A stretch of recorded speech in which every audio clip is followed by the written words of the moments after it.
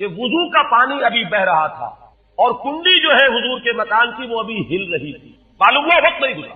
میں کچھ بیان کروں گا، میرے بیان کرنے میں کچھ کمی اور بیشی ہونے کا اندیشہ. اگر ہم اتنے خوش قسمت ہیں کہ وہ واقعہ ہمارے پاس ایک مفصل حدیث کی شکل میں موجود، اور حدیث بھی دوسرے یا تیسرے طبقے کی کتابوں کی نہیں، متفق علیہ، جس میں روایتاً جیسا کہ میں نے عرض کیا جس کا پایا تقریباً قرآن کے برابر ہے. اور اس حدیث کے راوی ہیں حضرت مالک ابن صعصع رضی اللہ تعالی عنہ. ان کے بارے میں ایک بات ہے بڑی اہم، وہ نوٹ کر لیجئے. یہ انصاری صحابی ہیں، ان میں سے نہیں ہے کہ جنہیں حدیثیں بیان کرنے کا کوئی زیادہ شوق رہا ہو. یہ غالباً واحد حدیث ہے جو انہوں نے بیان کی، اور انہیں اس سے نہایت شغف تھا، نہایت محبت کے ساتھ انہوں نے اس کو محفوظ کیا تھا، اس کے ایک ایک لفظ کی حفاظت کی. چنانچہ بعض دوسرے وہ صحابہ بھی جنہوں نے خود حضور سے یہ بات سنی ہوئی تھی. اب ایک تو وہ خود براہ راست روایت کر رہے ہیں حضور سے کہ ہم نے سنا، حضرت انس بن مالک رضی اللہ تعالیٰ عنہ خود، لیکن وہ صحابہ بھی ان کی خدمت میں خاص طور پر حاضر ہو کر ان سے اس روایت کو سنتے، اس لیے کہ اس روایت میں ان کا درجہ بہت بلند ہے، ان کو اس سے بہت شغف تھا. تو صحابہ جو براہ راست حضور سے سن چکے وہ بھی ان کے پاس جا کر خاص طور پر اس حدیث کو سنا تھا. چنانچہ یہ روایت جو متفق علیہ ہے، یہ امام بخاری جو اس کو لائے ہیں عن قتادہ عن انس بن مالک عن مالک بن صعصع رضی اللہ تعالی عنہ. حضرت انس بن مالک سے روایت موجود ہے مسلم شریف میں براہ راست ان سے، لیکن یہ اس روایت کو بیان کر رہے ہیں حضرت مالک ابن صعصع رضی اللہ تعالی عنہ کے حوالے سے. روایت کیا ہے؟ ان النبی صلی اللہ علیہ وسلم حدثهم عن لیلۃ اسرا بہ. اب دیکھیے یہ مرفوع حدیث ہو گئی. حضرت صعصع بیان فرما رہے ہیں کہ نبی اکرم صلی اللہ علیہ وسلم نے خود ہمیں سنایا، وہ حالات و واقعات سنائے جو اس رات کو پیش آئے جس رات سے انہیں لے جایا گیا. قال بینما انا فی الحطیم وربما قال فی الحجر. حضور فرماتے ہیں کہ میں اسی اثنا میں کہ میں حتیم میں تھا، اور ایک دوسری روایت میں الفاظ حجر آئے ہیں وہ بھی کہتے ہیں اسی حصے کو. مضطجعا، میں لیٹا ہوا تھا. اذ اتانی آتن، کہ اچانک میرے پاس ایک آنے والا آیا. یہ آنے والے کون ہیں؟ حضرت جبرائیل. یہ بعد میں واضح ہو جائے گا. فشق ما بین ہذہ الی ہذہ، حضور نے اشارہ فرمایا اس نے یہاں سے یہاں تک میرا سینہ چاک کیا، یعنی من طفرت نہرہ الی شعرتہ، یہ جو گڑھا ہے حلق کا گڑھا یہاں سے لے کر تیرے ناف تک سینہ چاک کیا. فاستخرج قلبی، اور میرا دل نکالا. ثم اعطیت بطست من ذهب مملوء ایمانا فغسل قلبی، پھر ایک تشت لایا گیا سنہری جو ایمان سے مملوء تھا، بھرا ہوا تھا، تو پھر اس کے ذریعے سے میرے اس قلب کو، سینے کو دھویا گیا. ثم حسیا ثم اعید، وفی روایت اس کے بعد اس کو لوٹا دیا گیا اور پھر وہ زخم بھی سی دیا گیا. ایک روایت میں آتا ہے ثم غسل البطن بماء زمزم ثم ملئ ایمانا وحکمتا. اسی طریقے سے پورے پیٹ کو بھی صاف کیا گیا مائے زمزم سے، اور اس میں بھی ایمان اور حکمت بھر دی. ثم اعطیت بدابۃ، پھر میرے پاس ایک چوپایا لایا گیا دون البغل فوق الحمار، جو بغل یعنی خچر سے تو کچھ چھوٹا تھا اور حمار یعنی گدھے سے کچھ بڑا تھا. اب یہ جو سفید تھا یقال له البراق، جس کا نام براق ہے. وَيَدَعُ خَطْوَهُ عِنْدَ أَقْصَى طَرْفِهِ، اور اس کا ہر قدم اس کی حد نگاہ پر جا کر پڑتا تھا. فَعِلْتُ عَلَيْهِ، میں اس پر سوار ہوا.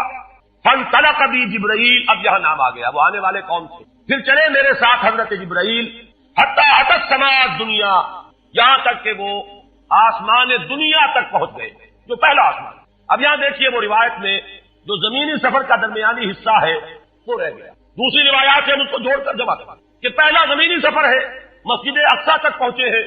وہاں جا کر روایت میں آتا ہے میں نے وہی اپنے اس خچر کو باندھا، براق کو، جہاں انبیاء باندھا کرتے تھے، اور پھر وہاں میں نے نماز ادا کی. بہت سے لوگ جمع ہوئے، میں منتظر تھا کہ کون نماز پڑھائے گا، کہ جبرائیل نے میرا ہاتھ پکڑ کر مجھے آگے کیا. میں نے نماز پڑھائی اور پھر جبرائیل نے مجھے بتایا کہ یہ تمام انبیاء سے جو اس دنیا میں مبعوث ہوئے ہیں، اور آج آپ نے ان سب کی امامت. یہاں سے پھر شروع ہوا ہے وہ دوسرا سفر. لیکن جب پہلے آسمان تک پہنچے فاستفتح، انہوں نے دستک دی، کھلوانا چاہا. قیل من ھذا، پوچھا گیا کون ہے؟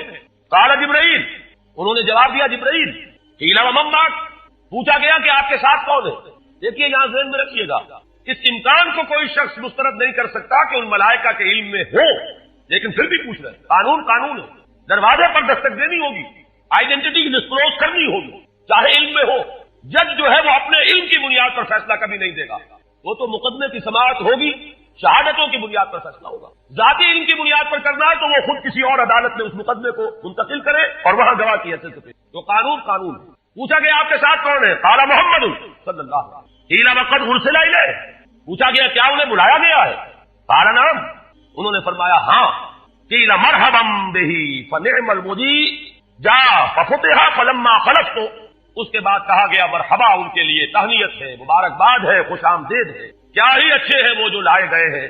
پھر وہ سمائے دنیا جو ہے اس کا دروازہ کھولا گیا، میں اس میں داخل ہوا، فاذا فیہا آدم، میں نے دیکھا وہاں حضرت آدم تشریف فرما. فقال ھذا ابوک، جبرائیل نے کہا کہ آپ کے جد امجد ہیں. فسلم علیہ، ان کو سلام کیجئے. فسلمت علیہ، میں نے انہیں سلام کہا. فرد السلام، انہوں نے سلام کا جواب دیا. ثم قال مرحبا بالابن الصالح والنبی الصالح، خوش آمدید ہے، مرحبا ہے صالح بیٹے اور صالح نبی. ثم صعد بی، پھر مجھے اور اٹھایا گیا. حتی اتى السماء الثانیہ، یہاں تک کہ جبرائیل پہنچ گئے دوسرے آسمان تک. فاستفتح، پھر وہی سوال و جواب ہے، میں ترجمہ نہیں کروں گا. قیل من ھذا؟ قال جبرائیل. قیل ومن معك؟ قال محمد. قیل وقد ارسل الیہ؟ قال نعم. قیل مرحبا بہ فنعم المجیء جاء ففتح فلما خلصت. جب یہ سارا اس کارروائی کے بعد داخل ہوئے ہیں دوسرے آسمان پر، فاذا یحییٰ وعیسیٰ وہو ابنا خالۃ، وہاں میں نے دیکھا کہ یحییٰ اور عیسیٰ ہے اور یہ خالہ زاد بھائی ہیں. قال ھذا یحییٰ وھذا عیسیٰ فسلم علیہما. فسلمت فردا. ثم قال مرحبا بالاخ الصالح والنبی الصالح، انہوں نے بھی کہا خوش آمدید اور مرحبا ایک صالح بھائی اور صالح نبی کو. یہاں نوٹ کیجیے گا، حضرت عیسیٰ اور حضرت یحییٰ یہ بنی اسرائیل میں سے، لہذا حضور کو اپنا بیٹا نہیں کہہ سکتے، بھائی کہہ رہے. آدم جد امجد ہے، انہوں نے بیٹا کہا. مرحبا بابن الصالح والنبی الصالح، وہ نبی تو ہے، سب کہیں گے نبی، لیکن کوئی بھائی کہے گا، کوئی بیٹا کہے گا. ابراہیم بیٹا کہیں گے، موسیٰ وہ بھائی کہیں گے جن کی نسل سے آپ نہیں، وہ جو براہ راست نسل چلی آ رہی ہے اس میں جو ذکر کرے گا وہ بیٹے کے نسل. ثم صعد بی الی السماء الثالثہ فاستفتح. قیل من ھذا؟ قال جبرائیل. قیل ومن معك؟ قال محمدا. قیل وقد ارسل الیہ؟ قال نعم. قیل مرحبا بہ فنعم المجیء جاء ففتح فلما خلصت اذا یوسف. قال ھذا یوسف فسلم علیہ. فسلمت علیہ فرد. ثم قال مرحبا بالاخ الصالح والنبی الصالح. اب مجھے ترجمے کی ضرورت نہیں ہے، ایک مرتبہ بات آپ نے سمجھ لی، اب تیزی کے ساتھ میں اس حدیث کو پڑھ دینا چاہتا ہوں. ثم صعد بی، پھر مجھے اور بلندی پر لے جایا گیا. حتی اتى السماء الرابعہ فاستفتح. قیل من ھذا؟ قال جبرائیل. قیل ومن معك؟ قال محمد.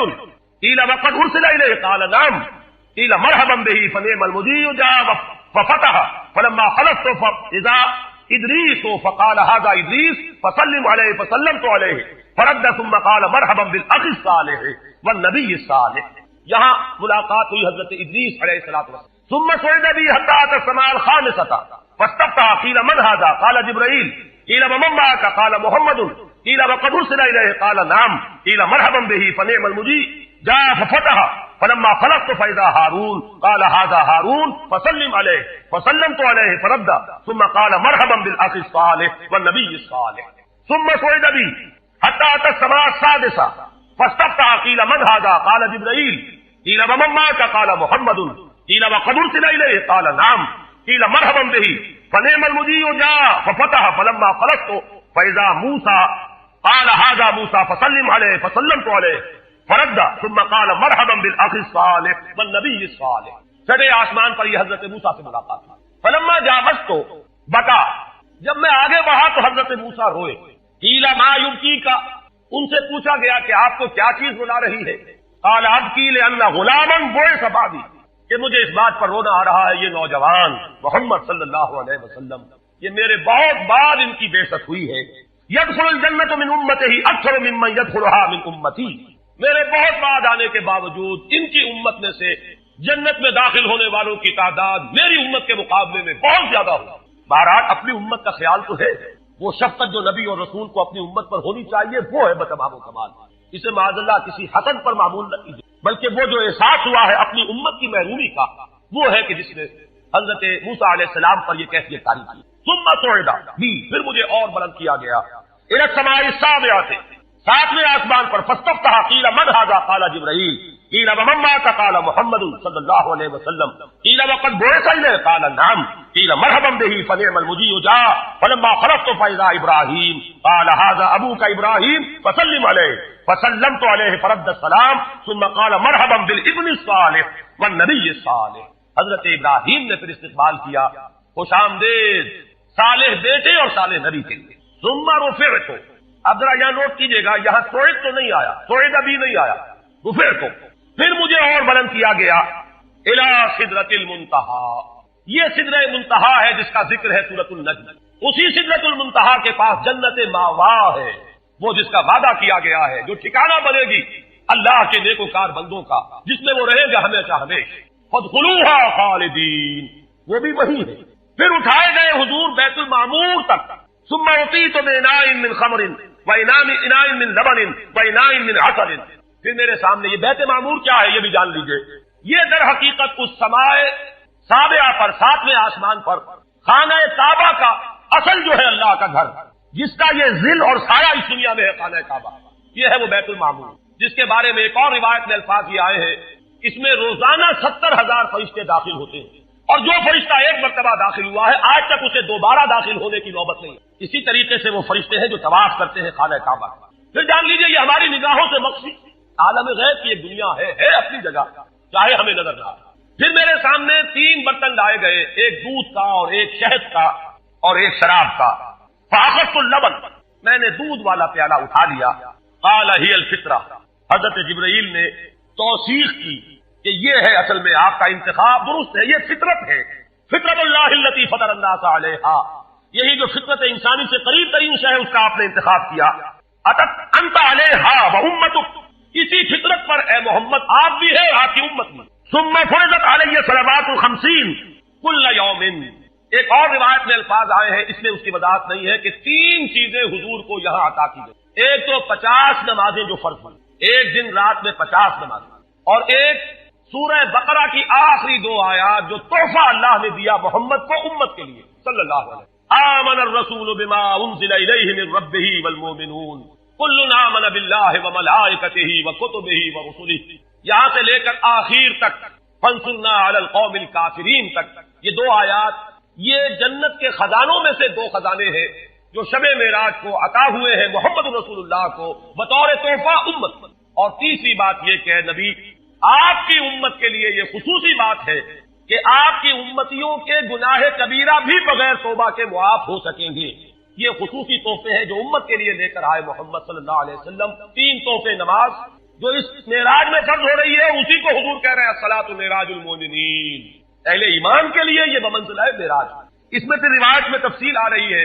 واپس جب آئے ہیں حضرت موسیٰ سے ملاقات ہوئی اور انہوں نے یہ فرمایا کہ یہ 50 نمازیں بہت ہیں، مجھے تجربہ ہے، تمہاری امت اس کا تحمل نہ کر سکے گی، واپس جاؤ درخواست کرو کم کرو. حضور گئے، 10 نمازیں اس میں معاف ہوئی، 40 ہوئی. پھر یہی بات ہوئی، پھر بھیجا حضرت موسیٰ نے، پھر 30 ہوئی، پھر 20 ہوئی، 4تھی مرتبہ پھر وہ 10 اور پھر 5 رہ گئی. اس پر بھی حضرت موسیٰ نے یہ کہا اب بھی جاؤ یہ بھی بھاری ہے. حضور نے فرمایا مجھے شرم آتی ہے، میں اتنی مرتبہ جا چکا ہوں، مزید اب جانے سے حیا محسوس کر رہا ہوں. تو ندا آئی کہ یہ 5 ہی 50 کے برابر ہے. ہمارے ہاں قول بدلا نہیں جاتا. یہ 5 جو ہے در حقیقت یہ قائم مقام ہے ان 50 کے کہ جو اول ہم نے پڑھ، یہ 50 ہی شمار ہوگی اگر ان کا انسان ان پر مداومت اختیار کر لیا. میں آخری جملہ آپ کو سنا دیتا ہوں. فَأُمِرْتُ بِخَمْسِ صَلَوَاتٍ كُلَّ يَوْمٍ فَرَجَعْتُ إِلَى مُوسَىٰ فَقَالَ بِهَا بِمَا أُمِرْتُ بِخَمْسِ صَلَوَاتٍ كُلَّ يَوْمٍ قَالَ إِنَّ أُمَّتَكَ لَا تَسْتَطِيعُ 5 صَلَوَاتٍ كُلَّ يَوْمٍ وَإِنِّي قَدْ جَرَّبْتُ النَّاسَ قَبْلَكَ وَعَالَجْتُ بَنِي إِسْرَائِيلَ أَشَدَّ الْمُعَالَجَةِ. میں نے بنی اسرائیل کا حتی الامکان معالجہ کیا، ان کے حالات کو درست کرنے کی کوشش کی، لیکن مجھے تجربہ ہے یہ 5 بھی نہیں جھیلی جائیں گی. فَارْجِعْ إِلَىٰ رَبِّكَ فَاسْأَلْهُ التَّخْفِيفَ، مزید تخفیف چاہیے. لأمتك قال سألت ربي حتى استحييت ولكني أرضى وأسلم. قال فلما جاوزت نادى مناد أبزيت فريضتي وخففت عن عبادي. متفق علیہ. مجھے ندا آئی کہ میں نے اپنے بندوں پر تخفیف کی. اس میں وہ ذکر نہیں ہے، دوسری روایت میں ہے کہ ساتھ ہی وضاحت ہو گئی کہ یہ 5 نمازیں بھی 50 کے برابر ہے. میری بات نہیں بدلی گئی ہے، وہ در حقیقت انہوں نے اسی 50 کا رتبہ جو ہے ان 5 کو عطا کیا. یہ روایت ہے جو متفق علیہ.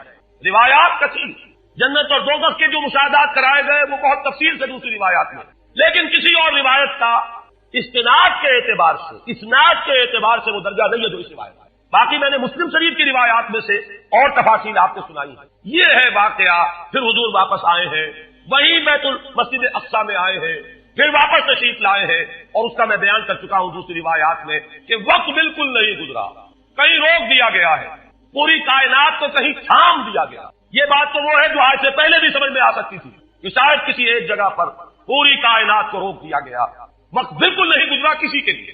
لیکن جیسا کہ میں نے عرض کیا، اس وقت تو یہ بھی سمجھ میں آتا ہے کہ سب کے لیے وقت گزر رہا ہو اور صرف محمد رسول اللہ کے لیے نہ گزرے صلی اللہ علیہ وسلم۔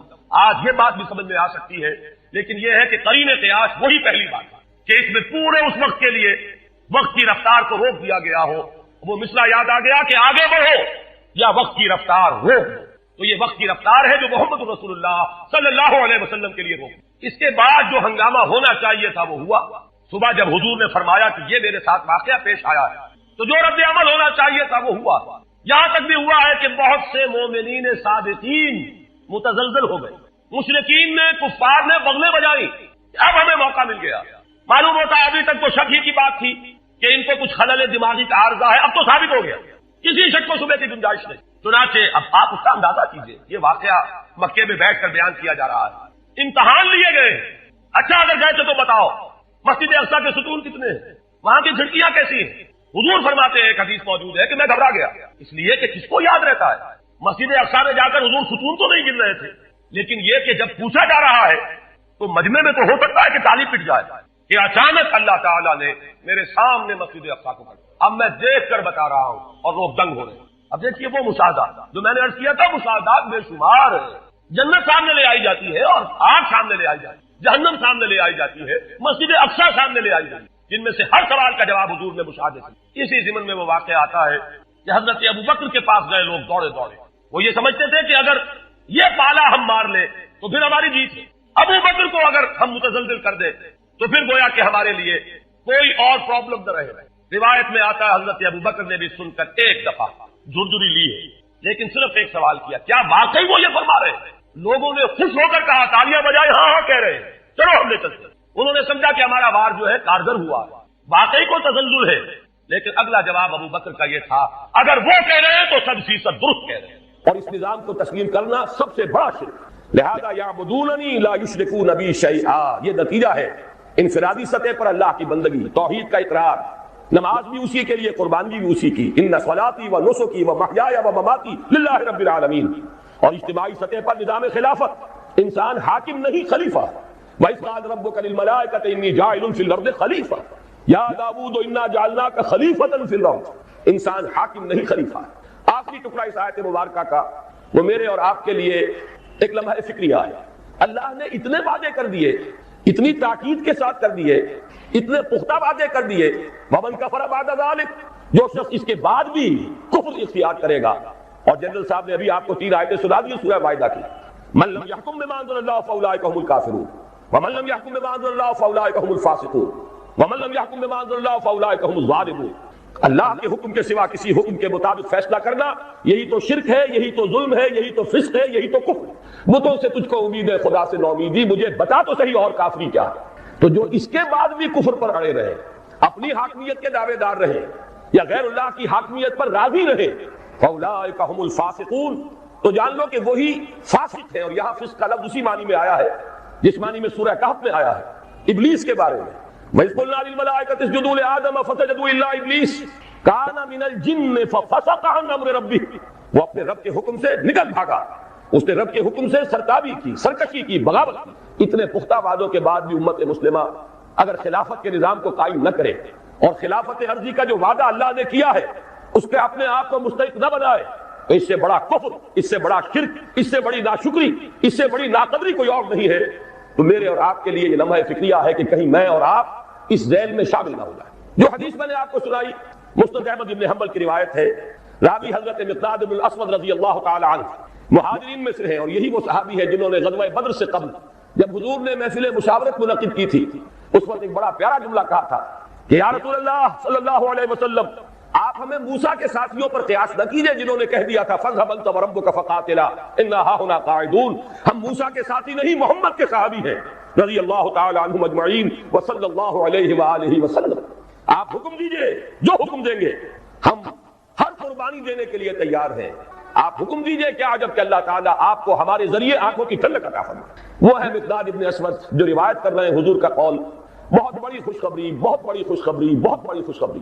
اگرچہ ہم یقین کے ساتھ نہیں کہہ سکتے کہ اس خوشخبری کا ظہور کب ہوگا، ابھی اس میں کتنا وقت باقی ہے، لیکن جس شخص کا ایمان ہے محمد رسول اللہ صلی اللہ علیہ وسلم کی رسالت پر اور نبوت پر اور آپ کی صداقت پر، اس کے دل میں کوئی شائبہ بھی شک کا اور ریب کا پیدا نہیں ہو سکتا کہ یہ بات ہو کر رہے.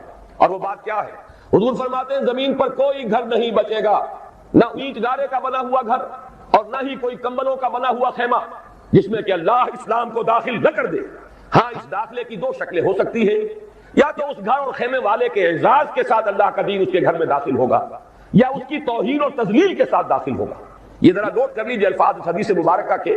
میں اس وقت صرف اس خوشخبری کی طرف آپ کی توجہ مرتب کرا رہا ہوں. یہ عز عزیز اور ذل ذلیل کا مفہوم کیا ہے یہ انشاءاللہ میں بعد میں عرض کروں گا. اب اس تمہید کے بعد میں آپ اپنے آج کے خطاب کے بارے میں ایک بات عرض کر رہا ہوں. یہ خطاب اس اعتبار سے بہت مختلف ہوگا کہ میں اس میں کوئی جوش خطابت دکھانے کا ارادہ نہیں رکھتا. میں کچھ افہام و تفہیم کا انداز اختیار کرنا چاہتا ہوں. خلافت ہر مسلمان کے دل کی آرزو ہے، لیکن وہ خلافت ہے کیا؟ اس کا مطلب کیا ہے؟ اگر وہ نظام قائم ہو جائے تو ہماری سیاست میں، ہماری معیشت میں، ہماری معاشرت میں کیا بنیادی تبدیلیاں آئیں گی؟ جب تک ذہن اس پر صاف نہ ہو، جب تک یہ تصورات واضح نہ ہو جائے، ہم قدم آگے نہیں بڑھا سکیں. چونکہ ابھی ہم اس تحریک کا آغاز کر رہے ہیں، لہذا ہم چاہتے ہیں کہ بات کو افہام و تفہیم کے انداز میں رکھا جائے، بات سمجھی جائے اور سمجھائی جائے. اسی لیے آپ نے دیکھا کہ آج ہم نے پہلے سے یہ 4 ورقہ آپ کو تقسیم کر دیا ہے. میں اس 4 ورقے میں جو چند نکات آئے ہیں نمبر وار، انہی کے حوالے سے آج اپنی گفتگو کروں گا. اور اگر آپ حضرات بھی اپنے ہاتھوں میں اس کو کھول لیں تو کوئی حرج نہیں. یہ اندیشہ نہ کیجئے کہ میں وہ پڑھ کر سناؤں گا، لیکن یہ کہ آپ کو اندازہ ہوتا چلا جائے گا کہ میری گفتگو کا کتنا حصہ مکمل ہو گیا ہے. اس میں پہلا عنوان ہے پاکستان کی اساس اور مقصد کیا ہے. وہ بات جو ابھی جنرل صاحب نے فرمائی، وہ نعرہ پاکستان کا مطلب کیا، لا الہ الا اللہ. میں خود ان لوگوں میں سے ہوں، ان نوجوانوں میں سے جس نے یہ نعرے لگائے ہیں. مسلم اسٹوڈنٹ فیڈریشن کا ضلع حصار کا میں جنرل سیکرٹری تھا. 1.5-2 سال پوری مشقت کی. لہذا میں آج صرف اس نعرے کا حوالہ نہیں دے رہا، بات چونکہ سمجھانی پیش نظر ہے. میں نے اس جگہ پر 2 عظیم شخصیتوں کا حوالہ دیا ہے، اور ان دونوں میں آپ نوٹ کریں گے، چاہے بعد میں جا کر مطالعہ کریں، میں نے ایک فرق قائم کیا ہے. پاکستان کا مصور اور مجوز اور مفکر علامہ اقبال تھے. پاکستان کے معمار اور مؤسس قائد اعظم تھے. ان الفاظ کی بڑی اہمیت ہے، اس لیے کہ نقشہ بنانا، تفکر، تصور یہ ایک دوسرا کام ہے، اور بالفعل کوئی عمارت بنانا اس کے کچھ اور تقاضے ہیں. ہمارے یہ 2 عظیم رہنما، ان میں یہ فرق و تفاوت سامنے رہنا چاہیے کہ پاکستان کے مصور و مفکر علامہ اقبال تھے، جبکہ معمار، اس کے مؤسس، اس کے بانی قائد اعظم تھے. میں نے ان دونوں کے حوالے سے یہاں باتیں کی ہیں. علامہ اقبال کا خطبہ الہ آباد اہم ترین سنگ میل کی حیثیت رکھتا ہے تحریک پاکستان کا. افسوس کہ اس وقت اسے نگاہوں سے اوجھل کر دیا گیا. اس میں کچھ باتیں ایسی بھی ہیں جو شاید سب لوگوں کو پسند نہ ہو. یہاں پہ میں نے 3 باتوں کا حوالہ دیا ہے. علامہ اقبال نے بر عظیم پاک و ہند کے شمال مغرب میں ایک مسلمان مملکت کے قیام کے 3 مقاصد بیان کیے. نمبر 1 یہ کہ یہ متحدہ ہندوستان میں جو مسلم ہندو کشمکش اور کشاکش چل رہی تھی، یہی اس کا واحد حل ہے. نمبر 2 یہ کہ اس ذریعے سے مسلمانوں کو یہ موقع مل جائے گا کہ اسلام کا جو حقیقی نظام تھا جو محمد عربی صلی اللہ علیہ وسلم نے عطا فرمایا اور ایک انقلابی جدوجہد کے ذریعے سے قائم فرمایا، جس کا اصل نمونہ خلافت راشدہ ہے، لیکن جس پر بعد کے دور ملوکیت میں پردے پڑ گئے ہیں. اسلام کی بہت سی حقیقتیں چھپ گئی. بادشاہی، ملوکیت، جاگیرداری، سرمایہ داری کے اس کے اوپر پردے پڑتے چلے گئے، تاہم کہ آج اس اصل اسلام کی حقیقت کہیں نظر نہیں آ رہی. دنیا کے سامنے تو ایک دوسرا اسلام ہے، بادشاہوں کا اسلام ہے، مغلوں کا اسلام ہے، شہنشاہوں کا اسلام ہے. آج ہمیں ایک موقع ملے گا. علامہ اقبال کا یہ نظریہ تھا، اگر پاکستان وجود میں آ جائے تو وہ جو دور ملوکیت کے پردے پڑ گئے تھے ان کو ہٹا کر صحیح اسلام کا ایک نمونہ دنیا کے سامنے پیش کر دیا جائے. علامہ اقبال نے تیسری بات بھی کہی تھی اور موجودہ حالات میں وہ بہت ریلیونٹ ہے. بہت سے حضرات کو شاید تعجب ہو کہ علامہ نے فرمایا تھا کہ اس ہندوستان اور پاکستان کو باہم لڑنا نہیں، بلکہ یہ پاکستان، مجوزہ پاکستان ہی بھارت کا سب سے بڑا دفاع کرنے والا ہوگا. یہ بات بڑی عجیب لگے گی آپ کو. علامہ اقبال کے الفاظ یہ ہیں کہ the north west Muslim country will defend India against every invasion, be that invasion of ideas or borders. یہ جو ملک وجود میں آ جائے گا مسلمان ملک، یہ تو پورے ہندوستان کی حفاظت اور دفاع کا فریضہ سر انجام دے گا۔ ہر حملے کے خلاف، خواہ وہ حملہ نظریات کا ہو، خواہ بیونٹس کا ہو، سنگینوں کے ذریعے سے حملہ ہو، یہ بات بالکل بلائی جا چکی ہے۔ اس لیے کہ در حقیقت تقسیم ایسے وجود میں آئی کہ جانے والا ہمارا وہ دشمن انگریز وہ ایک ایسا مسئلہ پیدا کر گیا سازش کے طور پر کہ جس پر یہ دونوں ملک آج تک لڑتے چلے آ رہے ہیں، اور اندیشہ یہ ہے کہ شاید مستقبل قریب میں پھر کوئی اور زیادہ ہولناک جنگ آ جائے۔ یہود کی یہ سازش اور وہ جو ایوارڈ دیا تھا حد بندی کمیشن نے، یہ کوئی اچانک ہو جانے والی باتیں نہیں تھی، اس کے پیچھے گہری سازش تھی کہ بیچ میں وہ مسئلہ چھوڑ کر جاؤ کہ یہ دونوں آپس میں لڑے لیکن دونوں ہمارے دوست رہے۔ حالانکہ واقعہ یہ ہے کہ سابق حکمرانوں کے خلاف تو جذبات انتقام ہوتے ہیں قوموں کے اندر۔ یہاں نقشہ یہ ہے، اتنی کامیاب پالیسی رہی ہے برطانیہ کی کہ دونوں اس وقت بھی تھوڑا سا وقفہ آیا تھا کہ ہم کامن ویلتھ سے نکل گئے تھے، دونوں اسی فطرات کے نخچیر ہیں، دونوں اسی کامن ویلتھ میں ہیں۔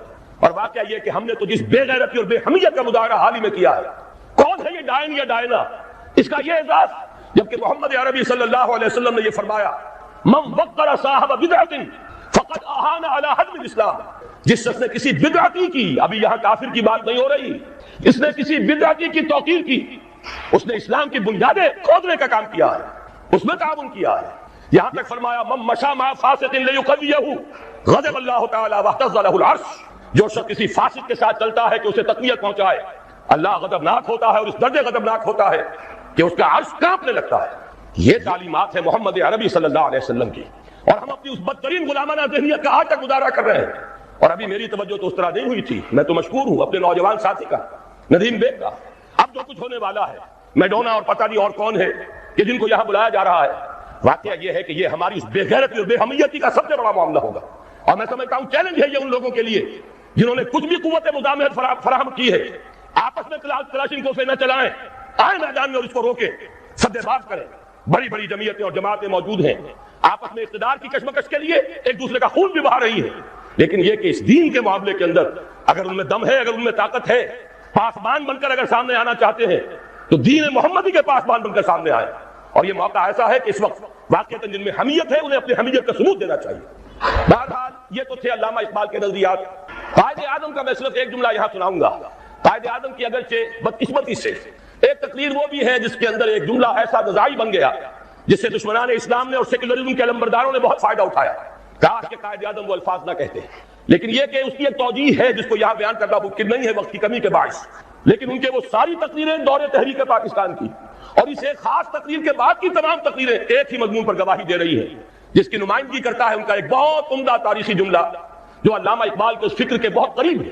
انہوں نے فرمایا ہمیں پاکستان اس لیے چاہیے کہ عہد حاضر میں اسلام کے اصول حریت و اخوت و مساوات کا ایک عملی نمونہ دنیا کے سامنے پیش کر دیں۔ یہ مقصد تھا پاکستان کا، مفکر و مصور پاکستان کے نزدیک بھی اور معمار اور مؤسس پاکستان کے نزدیک۔ لیکن ہوا کیا ہے؟ میری دوسری بات، ہماری کوتاہی اور کوتاہ نظری۔ ایک بات کافی ہے، شمسی حساب سے ہم 43 سال پورے کر کے 44 سال پورے کر کے 45ویں میں قدم رکھ چکے ہیں، قمری حساب سے 45.5 سال ہو چکے ہیں۔ جیسا کہ جنرل صاحب نے فرمایا، وہی نظام جو کا تو اوپر سے لے کر نیچے تک اثر تا پا، جس کی میں بعد میں قدر وضاحت نہیں کروں گا، وفاداری بشرط استواری عین ایما ہے۔ ہم نے بالکل اس کے مصداق اس نظام کو جو کا تو قائم رکھا ہوا، سرے منہ فرق نہیں آیا۔ یہ تو خیر وہ بات ہے کہ جس پر مزید آپ کا وقت لینے کی ضرورت نہیں ہے، رائٹنگ آن دی وال ہے، ہر شخص جانتا ہے۔ لیکن میں ایک خاص بات کی طرف توجہ دلانا چاہتا ہوں۔ ظاہر بات ہے مسلم لیگ سے، چونکہ اس میں ہر قسم کے لوگ شریک تھے اور انہوں نے صرف قیام پاکستان کا پروگرام دیا تھا، یہ توقع ہی نہیں تھی کہ وہ اسلام یہاں لا سکتے ہیں۔ لیکن یہ کہ یہاں علماء بھی تو تھے، دینی جماعتیں بھی تو تھی، بعض علماء بڑے چوٹی کے علماء مسلم لیگ میں شامل تھے، مولانا شبیر احمد عثمانی رحمۃ اللہ علیہ۔ بہرحال ان کا احسان ہے کہ ان کی آخری دھمکی جو انہوں نے دی تھی کانسٹیٹیوشن اسمبلی میں، اس کے نتیجے میں قرارداد مقاصد پاس ہو گئی، وہ کم سے کم اپنا حق ادا کر گئے۔ لیکن یہ کہ دوسری جماعتیں بھی تو یہاں نہیں ہیں، علماء کرام بھی تو ہیں، ہمارے عام لوگوں کی بہت بڑی تعداد ان کی بات سنتی ہے۔ اگر یہ لوگ صحیح رخ پر چلتے تو یہاں یہ نظام برقرار نہیں رہ سکتا تھا۔ اصل ذمہ داری ان کی ہے، انہوں نے سیاست کے کھیل میں شریک ہو کر اپنا وقت ضائع کیا ہے، انہوں نے اقتدار کی کشاکش میں کبھی ادھر اور کبھی ادھر، آج اس کے حریف اور اس کے حلیف اور کل اس کے حلیف اور اس کے حریف، یہ کھیل کھیل کر بہت قیمتی وقت قوم کا ضائع کیا۔ مزید بڑا ایک بہت اہم نقطہ عرض کر رہا ہوں، تیسری بات کہ ہمارے دین کے حلقے کی طرف سے، علماء کرام کی طرف سے مطالبہ بھی اگر آتا ہے، میں ان کی بات چھوڑ رہا ہوں جو اسلام کو صرف سیاسی نعرے کے طور پر استعمال کرتے رہے، میں ان علماء کرام کی بات کر رہا ہوں جو مخلص ہیں، انہوں نے بھی صرف اسلامی قانون کی بات کی ہے، اسلامی نظام کی بات نہیں کی۔ ان دونوں میں ایک باریک سا فرق ہے۔ نظام ہے، قانون اس نظام کو چلاتا ہے، قانون اس نظام کو تحفظ دیتا ہے۔ اگر نظام غلط ہے، ظالمانہ ہے، اس نظام کے تحت لوٹ کھسوٹ ہو رہی ہے، غریب سے غریب تر، امیر سے امیر تر ہوتا چلا جا رہا ہے، دولت کے انبار لگ رہے ہیں، آپ نظام کو تو کچھ نہ کہیں، جو کہ تم برقرار رکھیں، چوری کی سزا نافذ کر دے، ڈاکے کا سدے باب کر دے، فائدہ کس کو پہنچے گا؟ غریبوں کو یا امیروں کو؟ ان کی حرام کی دولت کو تحفظ حاصل ہو جائے گا، ان کے عیش اور ان کے ایوان مزید محفوظ ہو جائیں گے، غریب کو تو اس سے کوئی فائدہ نہیں ہوگا۔ چوری اور ڈاکہ جو ہے وہ غریب کا تو ہوتا ہی نہیں، وہ تو امیر کا ہے۔ نظام ظالمانہ ہے اور غلط ہے تو قانون بہترین بھی ہوگا، اس نظام کو سپورٹ کرے گا، اسے تقویت دے گا۔ نظام کو بھی بدلنا ہے اور قانون کو بھی بدلنا، یہ دونوں باہم لازم و ملزوم ہیں، اور ہمارے دین میں اس کے لیے اصطلاحات ہیں، دین اور شریعت۔ دین نظام ہے، دین ہمیشہ سے ایک رہا، حضرت نوح ہو، حضرت ابراہیم ہو، موسیٰ ہو، عیسیٰ ہو، حضرت محمد ہو صلی اللہ علیہ وسلم وعلیہ الصلوۃ والسلام، سب کا دین ایک تھا۔ شرع لكم من الدين ما وصى به نوحا والذي اوحينا اليك وما وصينا به ابراهيم وموسى وعيسى ان اقيموا الدين۔ دین تو ایک ہے، شریعتیں بدلتی رہی، شریعت موسوی اور تھی، شریعت محمدی اور ہے، علی سائر الصلوۃ والسلام۔ اصل سے دین، وہ دین کیا ہے؟ وہ در حقیقت ایک نظام زندگی ہے، سچا دین، عادلانہ دین، وہ دین نظام عدل و قسط ہے، وہ دین سسٹم آف سوشل جسٹس ہے۔ جب تک اس کو رائج نہ کیا جائے، اس کو نافذ نہ کیا جائے، محض قانون کے نفاذ سے کوئی مفید نتائج برآمد نہیں ہوں گے۔ اگرچہ میری بات سے غلط فہمی نہ ہو، میں دونوں کو کہہ رہا ہوں، دین بھی قائم کرو اور قانون اسلامی یعنی شریعت بھی نافذ، لیکن ان دونوں کو اگر علیحدہ کر دیا جائے تو یہ جو اجزاء ہیں یہ غیر مؤثر ہو کر رہ جائیں گے۔ اس کو انگریزی میں کہتے ہیں آرگینک ہول، یہ ایک ایسی حیاتیاتی اکائی ہے کہ اگر اسے کاٹ دیں گے تو دونوں حصے ختم ہو جائیں گے۔ یہ دونوں ایک ہی وحدت کی حیثیت سے اپنے مطلوبہ نتائج پیدا کر سکتے ہیں۔ دین نظام اسلام کا نام ہے اور شریعت قانون اسلامی کا نام ہے۔ تیسری بات میں ذرا گنتی کر کے بھی بتا دوں کہ انگریز کی وراثت کو ہم نے کس کس اعتبار سے سنبھال کر رکھا ہے۔ مجمل باتوں کا وقت نہیں ہے، اب ان باتوں کو تفصیل سمجھنا ہے اور اس طرح سمجھنا ہے کہ آپ کو یاد ہو جائے۔ میں نے یہاں 7 نکات معین کیے ہیں اور میں اپنے تقصیر فہم کا اعتراف کرتا ہوں، مزید کا بھی اضافہ ہو سکتا ہے۔ یہ تو روا روی میں 1 مہینہ قبل کراچی میں ایک پریس کانفرنس مجھے کرنی تھی تو میں نے یہ تحریر لکھ لی تھی، لیکن میں سمجھتا ہوں کہ اس سے ایک پورا نقشہ سامنے آ جائے گا۔ سب سے پہلی چیز مخلوط قومیت، نیشنلزم، جس کی نفی پر علامہ اقبال نے وہ بات کہی تھی، وطنی قومیت، کہ ان تازہ خداؤں میں بڑا سب سے وطن ہے، جو پیرہن اس کا ہے وہ مذہب کا کفن ہے۔ میں افسوس کے ساتھ کہہ رہا ہوں، میں انسان مند ہوں قائد اعظم کا، انہی کی جد و جہد اور انہی کی قیادت کے نتیجے میں پاکستان قائم ہوا، لیکن ہم اسلاف پرست نہیں ہیں۔ اسلاف میں بھی اگر کوئی بات غلط ہوگی ہم اس کا اقرار کریں گے، ببانگ دہل اس کا اعلان کریں۔ اگر حضرت ابوبکر صدیق بھی یہ فرما سکتے تھے کہ اگر میں سیدھا رہوں تو تم پر میری اطاعت فرض ہے، اور اگر میں ٹیڑھا ہونے لگوں تو مجھے سیدھا کرنا فرض ہے، تو کسی دوسرے کا مقام اس سے بالا تر نہیں۔ افسوس کہ قائد اعظم نے جو الفاظ 11 اگست 1947 کو کہے پاکستان کے بارے میں تصور دیتے ہوئے، Muslims will cease to be Muslims and Hindus will cease to be Hindus, not in the religious sense, because religion is the private affair of the individual, but in the political sense۔ میرے نزدیک مخلوط قومیت کا وہ تصور ہے ان الفاظ سے جو نکلتا ہے۔ توجیہ میں نے بھی کی ہے ان کے اس قول کی، میری کتاب استحکام پاکستان میں جو باب اس پر ہے اس پر میں نے مفصل توجیہ کی، لیکن الفاظ ایسے ہیں بدقسمتی سے، جیسا کہ میں نے ابتدا میں عرض کیا تھا کہ سیکولرزم کے لمبرداروں کو اس سے دلیل ملی ہے۔ یہ مخلوط قومیت کا وہ نظریہ ہے جس کی نفی پر ہم نے تحریک پاکستان چلائی۔ پاکستانی قومیت، مسلم قومیت، اس کی بنیاد پر پاکستان بنا ہے۔ بہرحال ہم نے ابھی تک عملاً اسی مخلوط قومیت کے تصور کو اختیار کیا ہوا ہے۔ ہماری ایک ہی اسمبلی ہے، اس میں غیر مسلم بھی جائیں گے، مسلم بھی جائیں گے، وہ برابر کے ہیں، ان کے ووٹ وہاں پر کوئی میں فرق نہیں ہے۔ تو معلوم یہ ہوا کہ یہ تو مخلوط قومیت اور مسلم اور غیر مسلم کی ایک مشترک قومیت کا تصور ہے جو آج بھی ہمارے ہاں رائج ہے، اور اگرچہ ہم نے اس کی نفی پر پاکستان بنایا۔ دوسرے پارلیمانی جمہوریت، چونکہ برطانیہ میں پارلیمانی جمہوریت تھی اور اس کی تو ہر شے کو ہمیں سنبھال کر رکھنا ہے، پارلیمانی جمہوریت سے لے کر کرکٹ کے گیم تک ہر شے کو پوری وفاداری کے ساتھ ہم نے قائم رکھا۔ شاہ ڈائنا کو بلایا تھا یہی دکھانے کے لیے کہ دیکھ لو، سرے منہ فرق نہیں آنے دیا ہم نے اس ملک میں، جیسا تم لوگ چھوڑ گئے تھے ویسا ہی آج قائم ہے۔ ہمارے یہاں اس پارلیمانی جمہوریت کو سمجھ لیا گیا ہے کہ شاید یہ منظم من اللہ ہے، اور تو کوئی راستہ ہے ہی نہیں، کوئی الٹرنیٹو ہے ہی نہیں، اس کو اصول موضوع بنا لیا گیا، اس لیے کہ اس نے ہمیں یہ پارلیمانی جمہوریت کا تصور دیا اور تھوڑی سی اس کی ہمیں تربیت بھی دے دی تھی۔ تیسری چیز صوبوں کے نام اور اس کی حدود، معلوم ہوا کہ یہ تو شاید اللہ کے رسول نے معین کیے، معاذ اللہ، ان میں کوئی ادھر ادھر کا معاملہ نہیں ہو سکتا۔ سرائیکی صوبے کا نام لے لے تو کفر ہو گیا، کہیں کوئی اور صوبے کی تقسیم کی بات کرے تو ڈرتا ہے، کانپتا ہے۔ صوبوں کی سینسٹی، صوبوں کا تقدس اور اس کی بنیاد پر عصبیت جو دن بدن گہری سے گہری ہوتی چلی جا رہی ہے. یہ بھی در حقیقت کس کے صوبے تھے؟ انگریز نے اپنی انتظامی مصلحت سے بنائے اور ہم نے جوں کے توں قائم رکھے ہوئے. نئے ضلع وجود میں آ گئے, نئی کمشنریاں وجود میں آ گئی, لیکن صوبوں کی حدود یہ تو مقدس گائے ہے, سیکریٹ کاؤ, سیکروسینٹ, اس میں کہیں کوئی تبدیلی نہیں آ سکتی. نمبر 4, بینکنگ کا وہ نظام جس کی بنیاد پر ہماری پوری صنعت اور تجارت, بلکہ اب تو کہوں گا زراعت بھی, اس لیے کہ ساری زرعی مشینری وہ بھی سودی قرضوں پر, ساری کھاد سودی قرضے پر, ہر نظام کے ہر حصے میں وہ شے شرائط کر گئی ہے جسے ابھی آپ سن چکے ہیں اللہ اور اس کے رسول کے خلاف اعلان جنگ کے مترادف قرار دیا گیا اور سمجھا یہ جاتا ہے سود کے بغیر تو نظام چل ہی نہیں سکتا. میرے نزدیک یہ کلمہ کفر ہے, یہ اللہ تعالیٰ کے خلاف بد اعتمادی کا ووٹ ہے. یا تو اللہ کو علم نہیں تھا معاذ اللہ کہ ایک دور وہ بھی آئے گا کہ سود کے بغیر نظام چل نہیں سکے گا, اور اس نے وہ شے حرام کر دی جو لازمی تھی. وہ تو کہتا ہے لا یکلف اللہ نفسا الا وسعها, انسانی وسعت سے بڑھ کر تو وہ کسی شے کا بوجھ نہیں ڈالتا. معلوم ہوا کہ ہمیں نہ اللہ پر یقین ہے نہ اس کے رسول پر اعتماد.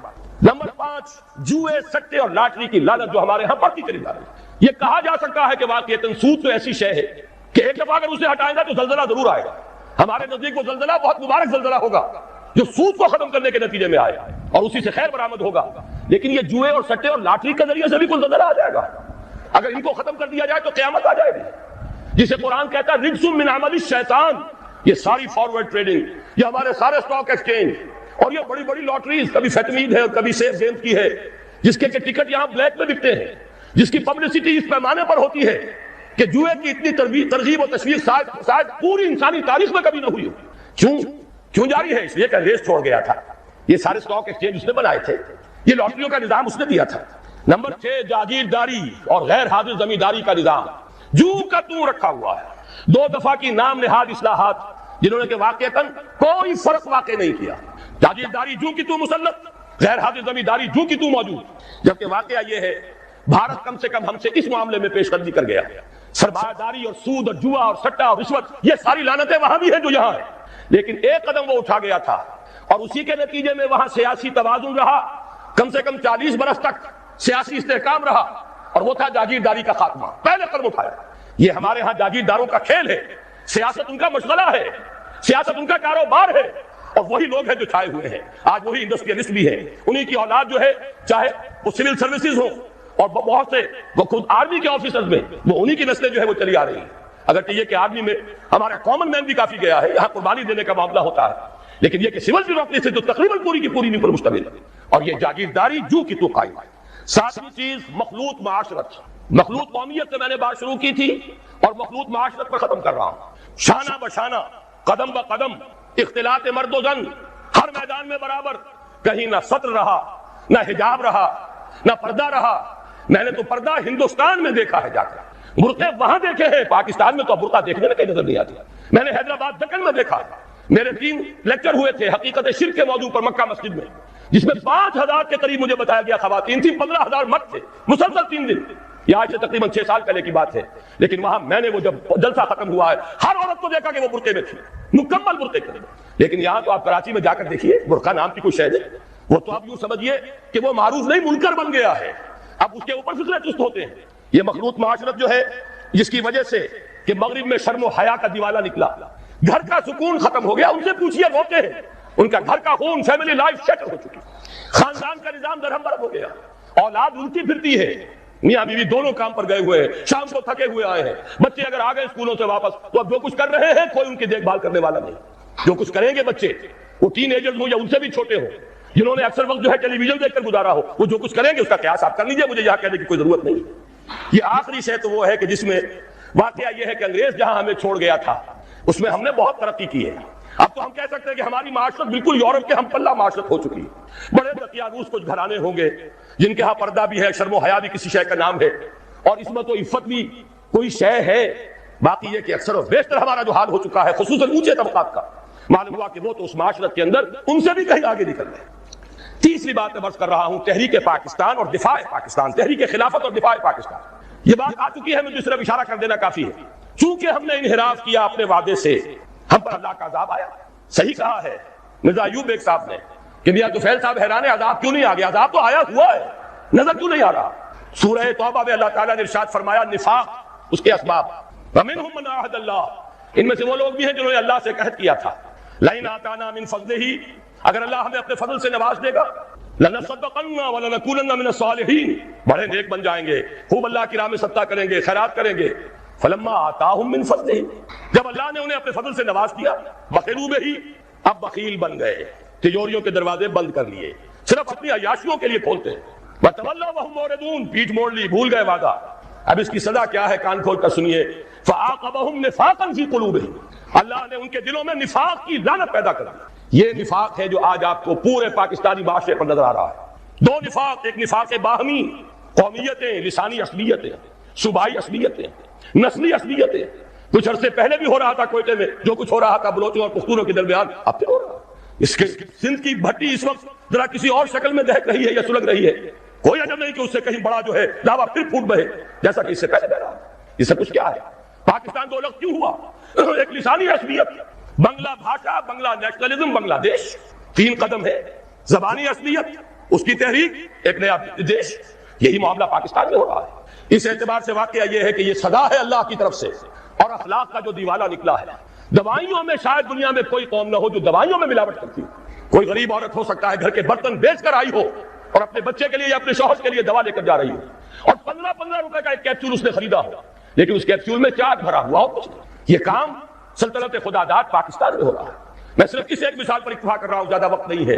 اخلاق کا دیوالہ نکل چکا ہے۔ وہ قوم جو ایک قوم تھی ہندو کے مقابلے میں اب قومیتوں میں تقسیم ہو چکی، دونوں نفاق میں تمام و کمال نظر آ رہے ہیں، نفاق باہمی، نفاق عملی، نفاق اخلاقی۔ اب اس کے لیے ضروری ہے، پاکستان کے دفاع کے لیے یہ بھی ضروری ہے کہ فوجوں کو مستحکم رکھیے۔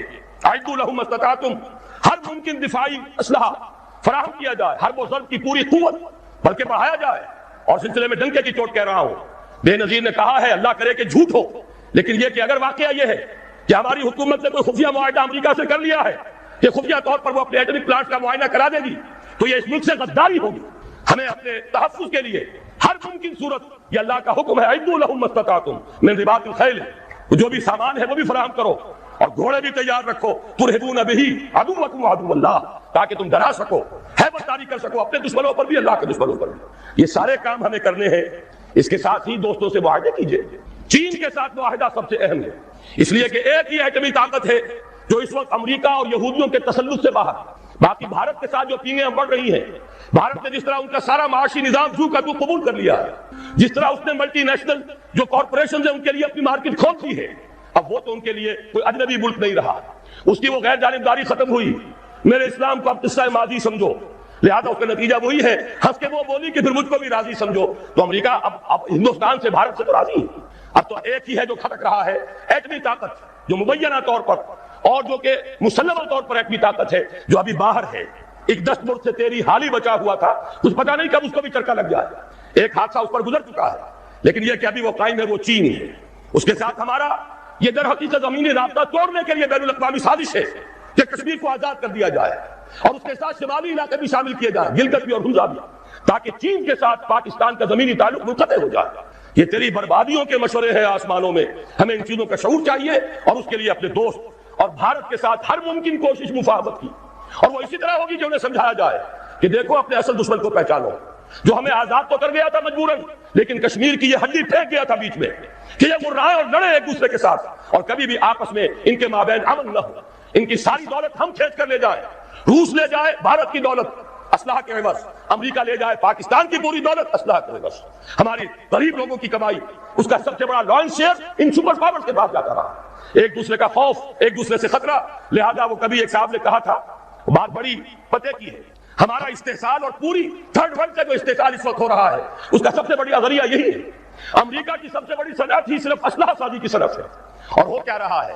ایک دفعہ ایک صاحب نے اعداد و شمار کے حوالے سے بتایا، پورے حیدرآباد ڈویژن جو ہمارا کاٹن گروئنگ بڑا ہی عمدہ علاقہ ہے، وہ جتنی روئی پیدا کرتا ہے، وہ ساری روئی دے کر ہم صرف ایک F-16 جہاز لے کر آ جاتے ہیں، اور وہ F-16 جہاز اس کا ایک پرزہ بھی اگر ناکارہ ہو جائے اور جو اصل مالک ہے وہ اسے ریپلیس کرنے کے لیے تیار نہ ہو، تو وہ ہمارے لیے بالکل بیکار، وہ تو پھر جائے گا کہیں کباڑیوں کے ہاں جا کر بکے گا، اس کا کوئی مسئلہ۔ یہ ہوتا رہا ہے 40 برس 45 برس، اور اس میں یہ کہ اس بات کا پورا اندیشہ ہے، بلکہ یہ کہ زائنسٹ لابی کا پروگرام یہ ہے کہ پاکستان کے بھی ٹکڑے کرائیں اور بھارت کے بھی ٹکڑے کرائیں، تاکہ کوئی طاقت نہ رہ جائے جو ان کو کویسچن کر سکے.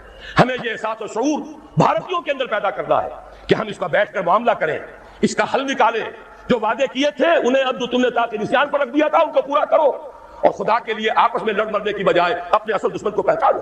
لیکن ان سب پر مستضاد اصل میں جو ہمارے لیے دفاع ہے وہ تو یہ ہے کہ اللہ کی طرف سے ہمارا دفاع ہو, اور اللہ کا یہ وعدہ ہے.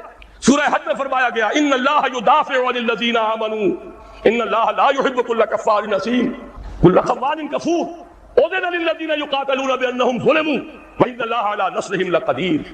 اللہ مدافعت کرے گا اہل ایمان کی طرف سے. اللہ تعالیٰ جو ہے خود مدافع ہوگا. اللہ تعالیٰ کو کفر پسند نہیں ہے, خائن پسند نہیں ہے, ناشکری اور کافر پسند نہیں ہے.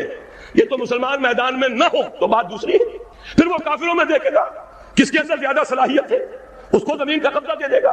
لیکن مسلمان ہو, ثابت کر دے کہ ایمان اور عمل صالح کا حق ادا کرنے والے مسلمان ہیں, تو کیسے ممکن ہے اللہ کو ان سے کوئی محبت نہیں؟ پھر تو اللہ تعالیٰ دفاع کرے گا اپنے بندوں کی طرف سے, اور اللہ تعالیٰ ان کی نصرت پر قدیر ہے, اس کی قدرت رکھنے والا ہے. جب تک کہ یہ دفاع ہمارے شامل حال نہیں ہوگا, اور وہ کیسے ہوگا؟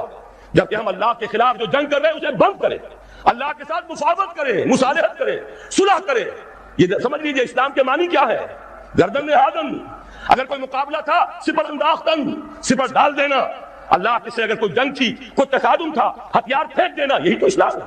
ہمیں چاہیے بحیثیت قوم, بحیثیت ملک, ہم اللہ تعالیٰ سے جنگ بند کریں, اس کے سامنے اپنے ہتھیار پھینک دیں, اس کی اطاعت قبول کریں, تو اللہ ہمارے دفاع کا ضامن ہے.